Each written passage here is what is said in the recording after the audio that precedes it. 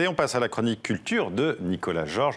Et on continue d'être dans l'ambiance de ce réveillon du 31 décembre avec le swing cette fois et l'énergie du groupe français Les Fils Canouches. Regardez.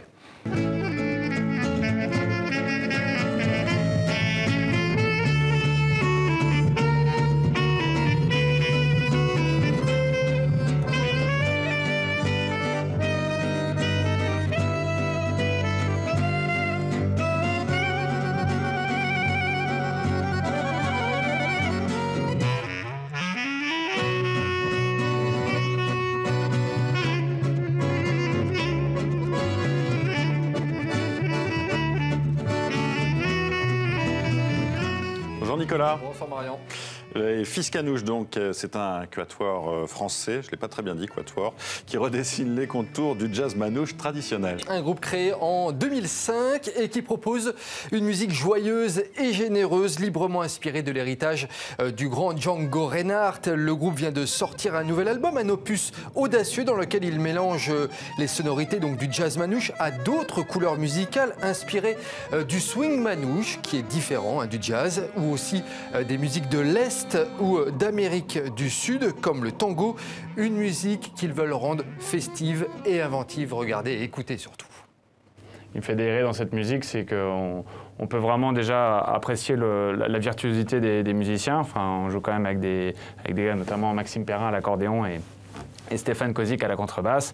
Quand tu les vois commencer des improvisations ou quelque chose comme ça, bon, il n'y a pas de triche, quoi. Tu vois, s'il y a une fausse note, il y a une fausse note. S'il joue trop vite, il joue trop vite, tout le monde le suit. Et c'est ça qui est super vivant dans cette musique. Évidemment, on pense tout de suite jazz manouche, musique élitiste, de par la technique des instrumentistes qui la jouent. Mais souvent, ça reste très mélodique et énormément de gens sont surpris. Et on le voit bien à nos concerts. Ah, c'est de la musique instrumentale sans chant, mais ah oui, il se passe quelque chose de musical et de joli.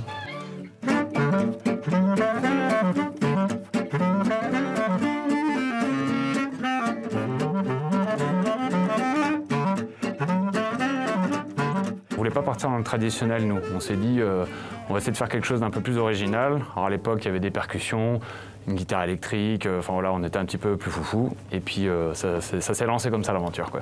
Et déjà au niveau de l'instrumentation, c'est pas forcément un violon, une guitare, chose qu'on voit souvent. Nous, on a eu la chance de croiser un clarinettiste basse, et c'est un instrument qu'on voit peu.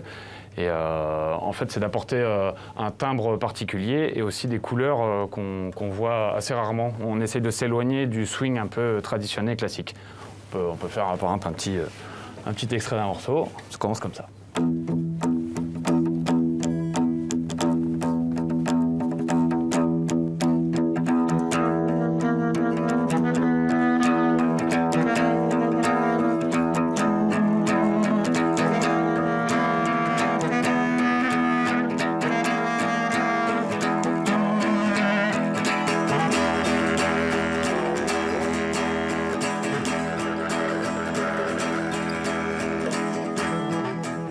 Leur nouvel album s'appelle Fasciculation. Les Fils Canouches seront en concert en France début 2018. Ça donne envie d'y aller. Et c'est la tradition chaque début d'année en France. La liste des nouveaux promus de la Légion d'honneur a été dévoilée. Nicolas. 336 personnes seront distinguées ce 1er janvier.